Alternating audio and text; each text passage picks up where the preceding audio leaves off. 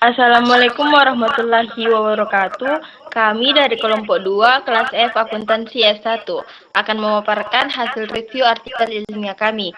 Adapun kelompok 2 terdiri dari saya sendiri Nur Fadila, yang kedua Novi Aulia, dan yang ketiga Anti Tenriwaru.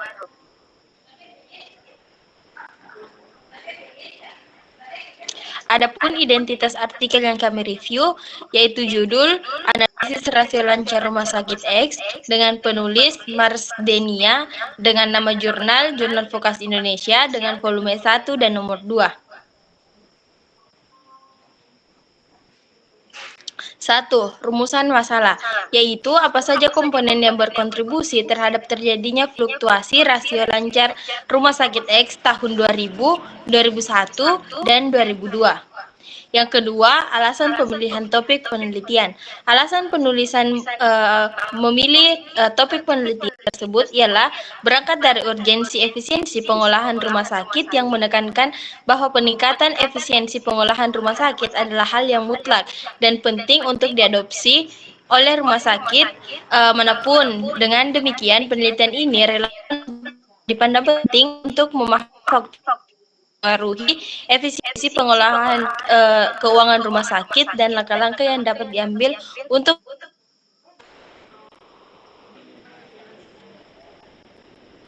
selanjutnya yang ketiga yaitu teori-teori dasar. Yang pertama, manajemen keuangan rumah sakit. Penelitian ini didasarkan pada prinsip bahwa efisiensi pengolahan rumah sakit merupakan pedoman mutlak yang harus diadopsi oleh seluruh rumah sakit manapun.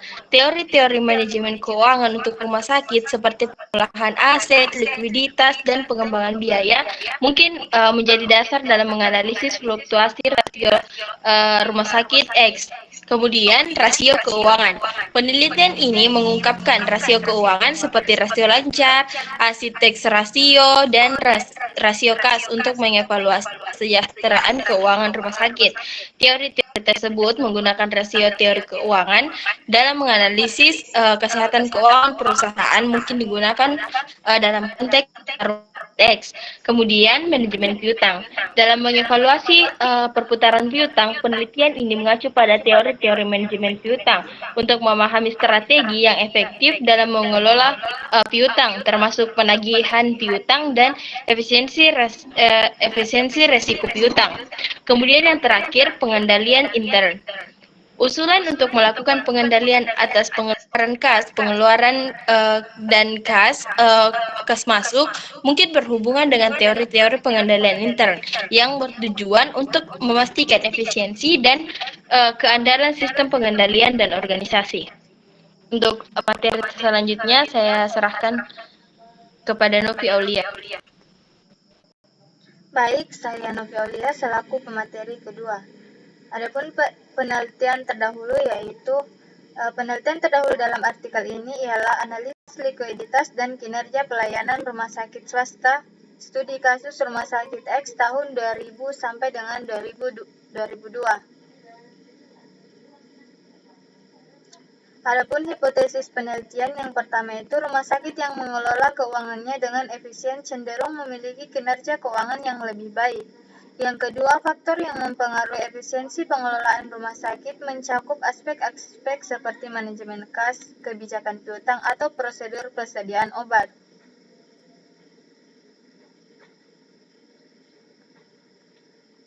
Nah, adapun metode penelitian itu yaitu yang pertama desain penelitian yang digunakan yaitu penelitian ini menggunakan pendekatan kombinasi kuantitatif dan kualitatif untuk menganalisis faktor-faktor yang berkontribusi terhadap fluktuasi rasio keuangan rumah sakit selama periode tahun 2000, 2001, dan 2002. Adapun data yang digunakan yaitu data primer. Data dikumpulkan melalui wawancara mendalam dengan pihak terkait, termasuk Direktur Rumah Sakit, Kepala Bagian Keuangan, dan Wadir Administrasi dan Keuangan. Wawancara ini bertujuan untuk mendapatkan pemahaman yang mendalam tentang faktor-faktor yang mempengaruhi kinerja keuangan rumah sakit. Adapun data sekunder yaitu data keuangan rumah sakit seperti laporan keuangan digunakan untuk menganalisis rasio keuangan seperti rasio lancar, asiteks rasio, rasio kas, perputaran piutang, dan perputaran persediaan. Adapun teknik analisis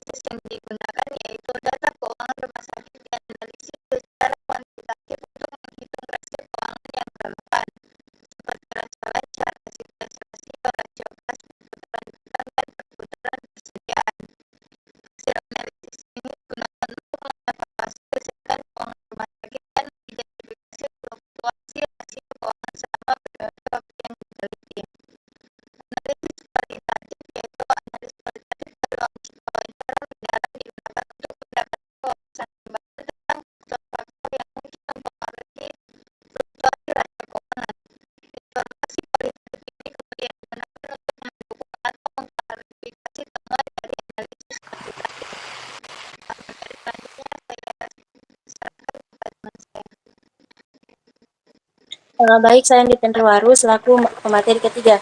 Yang ketujuh ialah hasil analisis. Hasil penelitian menunjukkan bahwa rasio lancar sakit X masih dalam rentang normal kecuali untuk tahun 2001 yang berada di bawah standar. Rasio yang lebih sensitif yaitu acid test ratio rentang normal untuk tahun dan pada tahun angka rasio berada normal. Rasio kas juga berada pada angka di bawah normal kecuali tahun 2000. Angka semakin ke tahun ini yang memberi makna bahwa butuh waktu yang lebih lama lagi untuk piutang dibandingkan dengan hari tertagihnya piutang antara hari. Untuk persediaan rumah rasional itu 24-22 kali per tahun. Sedangkan hari rata-rata persediaan tersimpan di gudang adalah lama 16-20 hari. Diperbanding lancar dengan lancar, di mana secara angka nominal rasio rumah sakit X pada tahun 2002 pada rentang normal 1,5 sampai 2,00. Tetapi angka ini memiliki nilai real yang sebaliknya. Hal ini karena saldo piutang pasien jaminan dinilai pada angka yang terlalu tinggi, begitu juga dengan piutang pasien non-jaminan atau pasien umum, atau pasien dengan berdasarkan penelitian ini, X sebagai solusi untuk masalah kita sendiri dengan menurunnya lancar dan berada pada rentang di bawah normal. Ada beberapa usulan yang bisa diimplementasikan oleh manajemen, yaitu dengan cara melakukan pengendalian atas pengeluaran kas keluar dan kas masuk, kemudian melakukan evaluasi kembali atas kebijakan pemerintah piutang kepada pasien, kemudian reformasi prosedur persediaan obat.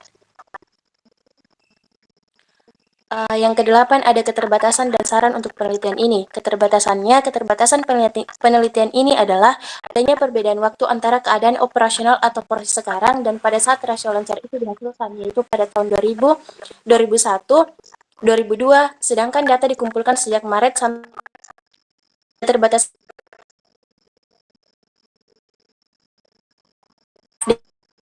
di tidak ada umpan balik unit atas bagian yang lain penelitian dengan dan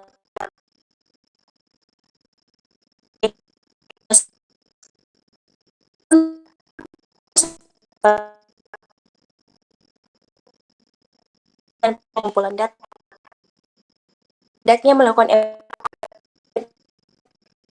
itu lebih tergregasi. Kemudian yang kesembilan